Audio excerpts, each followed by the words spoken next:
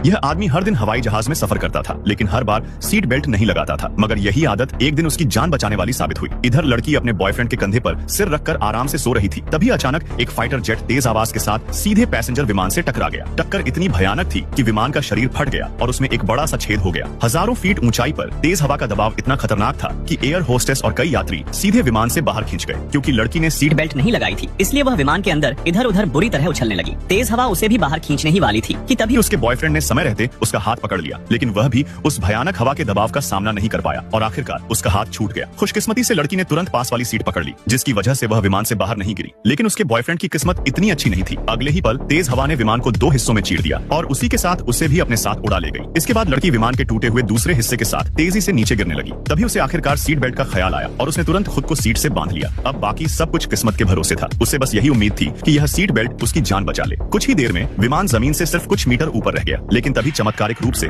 उसकी गिरने की रफ्तार धीरे धीरे कम होने लगी और फिर कुछ सेकंड बाद विमान का वह हिस्सा सीधे जमीन से जा टकराया। मगर हैरानी की बात यह थी कि लड़की चमत्कारिक तरीके से जिंदा बच गई। जब उसे दोबारा होश आया तो उसने खुद को एक घने जंगल के बीच पाया। हालांकि वह मौत के मुंह से बच निकली थी, लेकिन उसकी पैर में विमान का एक नुकीला टुकड़ा आर पार घुस चुका था। खुशकिस्मती से वह उसकी मुख्य नस को नहीं काट पाया था। लड़की ने उस लोहे के टुकड़े को बाहर निकालने की कोशिश की, लेकिन वह इतनी बुरी तरह फंसा हुआ था कि उसे जरा सा हिलाने पर भी दर्द से उसकी हालत खराब हो जाती थी। दर्द इतना भयानक था कि वह लगभग बेहोश होने वाली थी, लेकिन वह जानती थी कि अगर उसे जिंदा रहना है तो उसे यह टुकड़ा हर हाल में निकालना ही होगा। इसलिए उसने एक बार फिर हिम्मत जुटाई और पूरी ताकत लगाकर उसे खींचना शुरू किया। धीरे धीरे वह धातु का टुकड़ा उसकी पैर से बाहर निकलने लगा। आखिरकार उसकी दर्द भरी चीखों के बीच वह टुकड़ा बाहर निकल ही आया। इसके बाद लड़की काफी देर तक वहीं बैठी रही ताकि खुद को उस भयानक दर्द से संभाल सके। फिर उसने तुरंत अपनी ड्रेस का एक हिस्सा फाड़ा और उससे अपने घाव पर जैसे तैसे पट्टी बांध ली। इसके बाद वह बड़ी मुश्किल से खड़ी हुई और अपने बॉयफ्रेंड का नाम लेकर जोर जोर से पुकारने लगी। तभी उसे दूर एक और इंसान दिखाई दिया। उसे लगा कि शायद कोई और भी इस हादसे में जिंदा बच गया है। वह खुशी खुशी उसकी तरफ गई, लेकिन अगले ही पल उस इंसान की भयानक हालत देखकर